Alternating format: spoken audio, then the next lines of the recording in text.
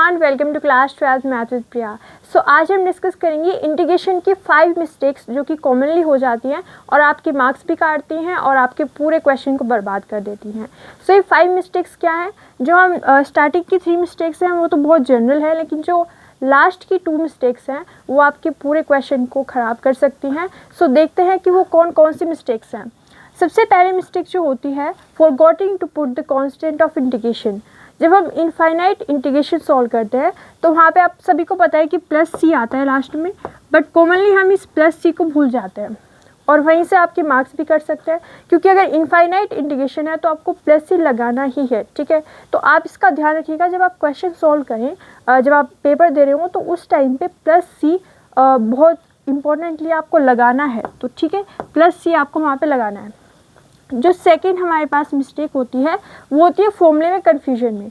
Differentiation and integration के फॉर्मूले में कन्फ्यूजन हो जाती है, और मतलब हमें पता होता है कि इसका इंटीग्रेशन या डिफरेंशिएशन ये होगा, बट फिर भी हम जल्दी जल्दी में एंग्जाइटी में उसको रॉन्ग कर देते हैं। जैसे कि आप सभी को पता है कि जो cos x है, अगर मैं इसके डिफरेंशिएशन की बात करूँ, so differentiation of cos x क्या होता है?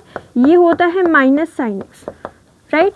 बट जब हम इंटीग्रेशन की बात करते हैं तो आप सभी को पता है कि integration of cos x dx ये क्या होगा? हमारे पास sin x होगा।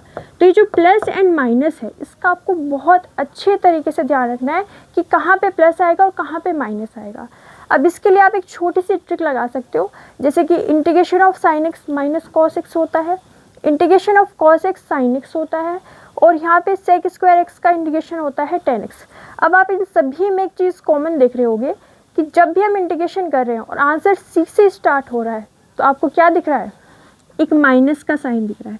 ओके, ये आपने ऑब्जर्व किया कि यहाँ पे जब भी हम इंटीग्रेशन कर रहे हैं और आंसर सी से स्टार्ट हो रहा है तो वहाँ पे माइनस का साइन आ रहा है। तो इससे आप एक थोड़ा सा हम आइडिया रख सकते हैं ताकि मिस्टेक ना हो कि integration of sine x cos x होगा। अब क्योंकि इंटीग्रेशन का आंसर है तो उसके साथ में नेगेटिव का साइन भी रखना पड़ेगा। इसी तरीके से integration of cosec square x क्या होगा? कॉट एक्स, बट उसके साथ में नेगेटिव का साइन भी आएगा। तो आपकी जो प्लस माइनस की मिस्टेक्स हैं वो मिनिमाइज हो सकती है अगर आप इसका थोड़ा सा ध्यान रख लें तो, अदरवाइज आपका पूरा क्वेश्चन रॉन्ग हो सकता है इस छोटी सी सिली मिस्टेक की वजह से। अब थर्ड है हमारे पास chain rule in integration. Okay, chain rule हम डिफरेंशिएशन में पढ़ते हैं।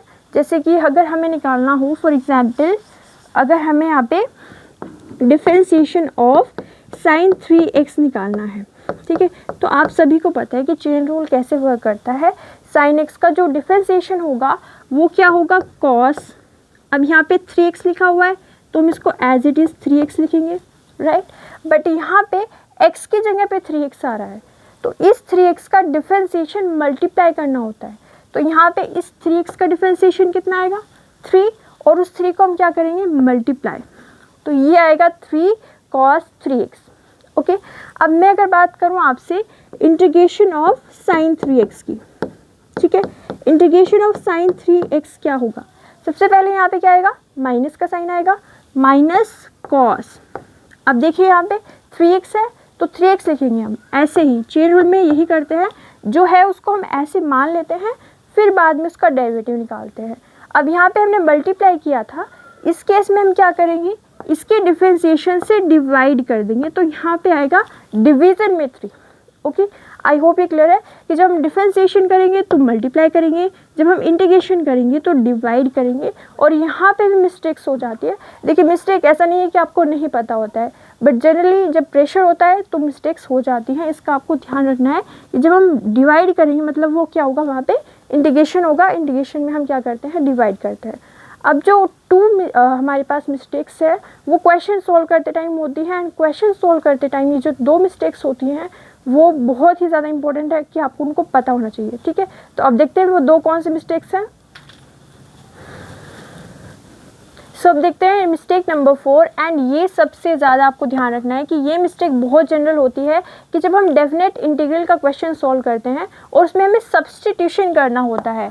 तो आप यहाँ पे ध्यान दीजिए, डेफिनेट इंटीग्रल में होती हैं लिमिट्स, और जनरली होता क्या है, जब हमारे पास ऐसा क्वेश्चन आता है और उसमें हम सब्स्टिट्यूशन करते हैं तो लिमिट्स को भूल जाते हैं या लिमिट्स को चेंज नहीं करते हैं। जैसे फॉर एग्जांपल यहाँ पे आपके पास एक क्वेश्चन है, integration 0 to π/4 10x sec² dx upon 1 + 10⁴x। अब यहाँ पे हम सब्स्टिट्यूशन करते हैं, 10² को ले लेते हैं t, ठीक है। तो आप सभी जानते हैं कि इसका डिफरेंशिएशन हो जाएगा 2 10x एंड 10x का डिफरेंशिएशन हो जाएगा sec² dx = dt। ओके, यहाँ पे हमने सिंपली डिफरेंशिएशन किया है। अब ये जो है हमारे पास वैल्यू, ये न्यूमरेटर में है, तो इस 2 को हम इधर डिवाइड में ले जाएंगे, तो क्या आएगा यहाँ पे 10x sec² dx = dt/2।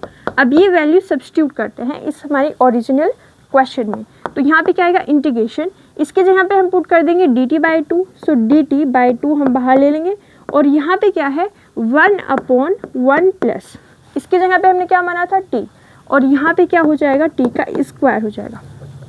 But यहाँ पे देखिए, यहाँ पे लिमिट्स क्या थी 0 to π/4 थी, और मिस्टेक यहीं पे होती है कि जो ये लिमिट्स है ना, हम इनको एज इट इज़ रख देते हैं।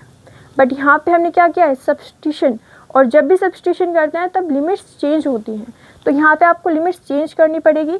अगर हमारे पास x जो है वो लोअर लिमिट अगर 0 है तो उस केस में हम देखेंगे t की क्या लिमिट्स होगी, तो 0 पुट करेंगे 10 0 0 हो जाएगा, तो t भी क्या आएगा 0।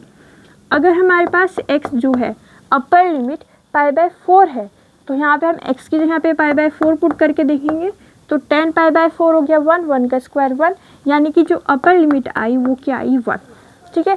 तो यहाँ पे देखिए, जब x की लिमिट्स है तो ये वो है 0 to π/4, बट जब हम t की लिमिट्स देखेंगे तो 0 to 1 हो जाएंगी, क्योंकि हमने क्या किया है सब्स्टिट्यूशन किया है। तो इसी चीज़ का आपको ध्यान रखना है कि जब भी आप डेफिनेट इंटीग्रल के क्वेश्चन को सॉल्व करें तो एक बार ये ज़रूर चेक कर लें कि हमने लिमिट्स चेंज की है या फिर नहीं की है। तो यहाँ पे क्या आएगा 1/2, ये हो जाएगा tan इनवर्स t, और यहाँ पे लिमिट्स कहाँ से कहाँ तक आएंगी 0 से 1 तक, तो ये हो जाएगा half, this is tan inverse π/4, और ये हो जाएगा हमारे पास -tan 0। ओके, तो यहाँ पे tan इनवर्स 1, ओके, तो tan इनवर्स 1 है और यहाँ पे क्या है tan 0 है, तो ये आएगा हमारे पास 1/2 एंड π/4, तो ये वैल्यू आएगी π/8, ठीक है। तो इस तरीके से आपको सॉल्व करना होगा जब भी हम डेफिनेट इंटीग्रल के क्वेश्चन को सॉल्व करें। अब एक और है 5 मिस्टेक, जो कि जब हम सॉल्व करते हैं तो हमें लगता है कि आगे कैसे सॉल्व करें इसको, और वो बहुत ईजी होता है अगर आप उस चीज़ को ध्यान में रखते हो। तो देखते हैं, देखते हैं 5th मिस्टेक कौन सी होती है। अब यहाँ पे मैंने क्वेश्चन लिया हुआ है integration of e⁻²x sin x dx।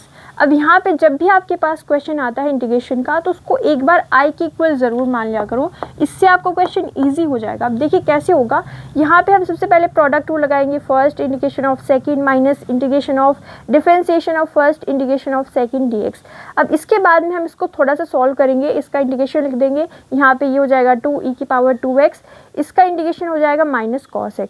अब जब आप फिर से इसको थोड़ा सा सिंप्लीफाई करते हो तो आपको फिर से यहाँ पे क्या लगाना पड़ता है, प्रोडक्ट रूल लगाना पड़ता है, यानी कि आइलेट वाला फॉर्मूला लगाना पड़ता है। और इसके बाद जब हम इसको थोड़ा सा और सॉल्व करेंगे तो इसके बाद में हमें क्या मिलेगा, यहाँ पे ये तो एज इट इज़ है, ये हो जाएगा 2e⁻²x sin x -4 integration e⁻²x sin x dx।